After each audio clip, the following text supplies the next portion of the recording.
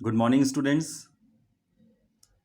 In the previous class, we have discussed about the respiration in animals as well as in aquatic organisms, and we have started the topic human respiratory system.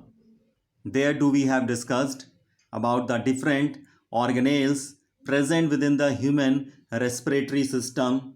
For example, the nostrils, pharynx, larynx, windpipe or trachea, bronchi, then bronchioles, then alveoli. These were present within the respiratory system which were helping in the exchange of gases. So today we'll discuss about the topic mechanism of respiration, that how do we inspire or inhale and how do we expire or exhale. Just first of all, we have to go through the simple phenomenon in our day-to-day life that do we observe. You may see, just I have shown here an inflated tire tube in which the air has been filled up to a certain pressure. What do we observe? Within this tire tube, the pressure is high, and as compared to outside surrounding to it, it is now having low pressure. So as we open the nozzle, we observe the air suddenly rushes from a region of its high pressure to a region of its low pressure. So what do we observe? That always the air, it rushes from a region of high pressure to a region of low pressure. We can say movement of air, it always takes place from a region of high pressure region to a region of low pressure area. So as through this simple experiment, we may observe I have inflated a balloon with air, and the pressure inside within this balloon is high as compared to outside. So if we open the mouth of the balloon, what we may observe, that is clear to us, that the air will rush suddenly from a region of its high pressure to a region of its low pressure. Just you may see the balloon has started to release out the air due to the difference in the pressure gradient. So we will try to understand through one more activity the mechanism of respiration. Here do we have taken a simple transparent plastic bottle.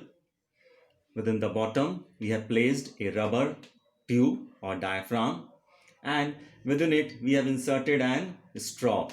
It has been bifurcated into two parts, and at both the two ends we have tied here two balloons, and the other end is open in the air, and we have sealed this particular jar.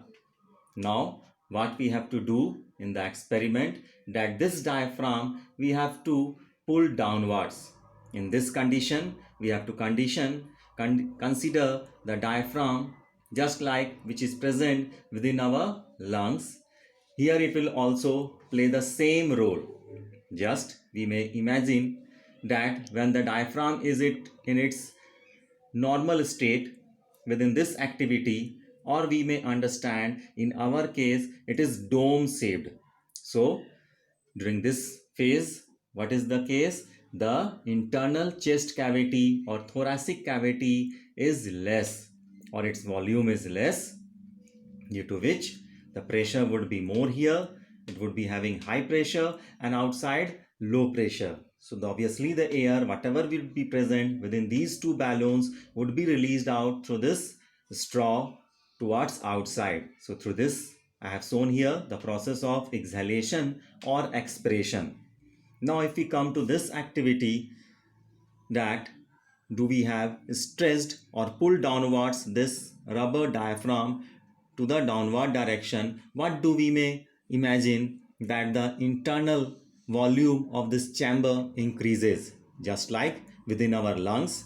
It also shows that whenever the diaphragm, which is dome shaped, it flattens, the thoracic cavity increases, due to which a region of low pressure develops in both the lungs. In this case, in both these two balloons, a region of low pressure would be developing, whereas a region of high pressure is present outside the bottle, or we can say in our case the body. So again the air will rush from a region of its high pressure to a region of its low pressure area to occupy the space.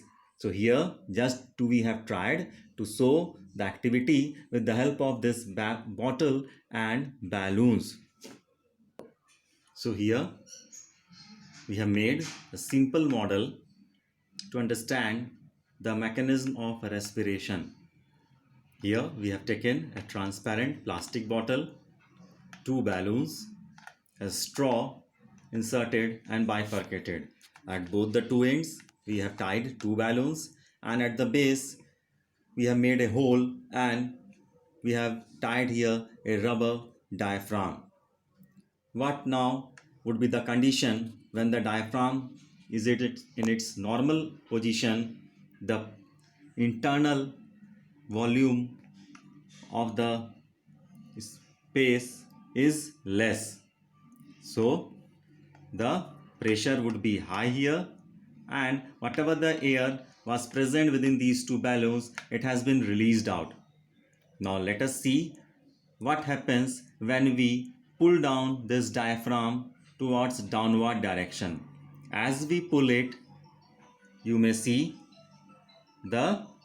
as we pull it, what happens? The area or the volume within the space increases, and due to which a region of low pressure develops and a region of high pressure was present outside the bottle. So again the air rushes from a region of high pressure to the region of low pressure.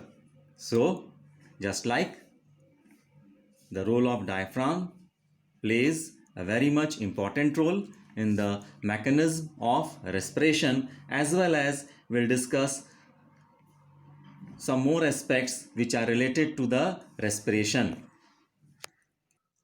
So we'll try to understand once more the mechanism of respiration. The first part, we'll discuss about the inspiration, means inhalation. How do we inhale air?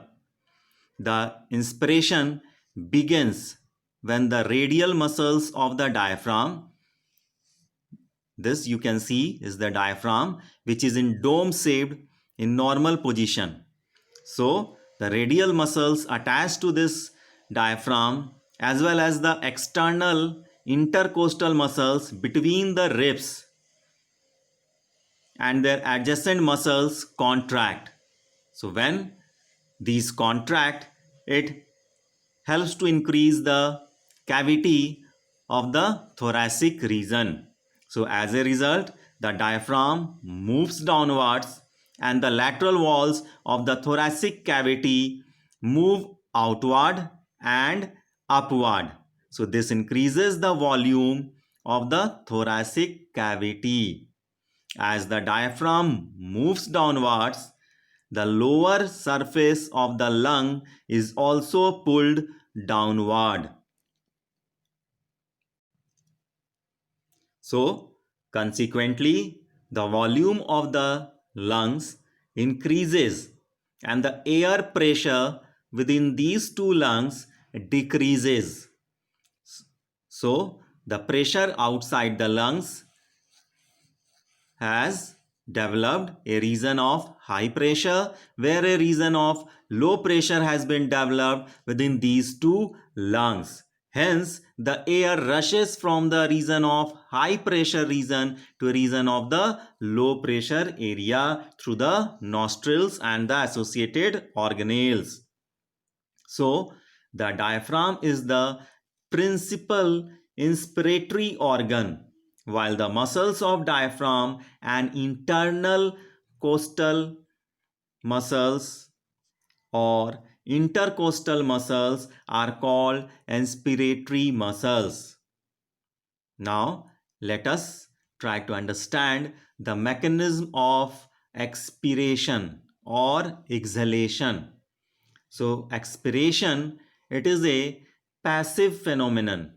So, the radial muscles of the diaphragm now relax. So, the diaphragm moves upward and thus acquires the dome shaped, and the rib cage also moves inward and downward, which is facilitated by the relaxation of external intercostal muscles. So, due to which the volume of the thoracic cavity now decreases and the air pressure obviously increases due to the decrease in volume. So, the pressure within the lungs is high now, and during that the forceful expiration, the internal intercostal muscles and certain abdominal muscles like internal oblique and external oblique muscles contract. So this compresses the abdomen and pushes its content. So like this do we exhale out, due to which the pressure within the lungs has been developed into a high region and the pressure outside the body is low. So the air rushes again from a region of high pressure to a region of low pressure area.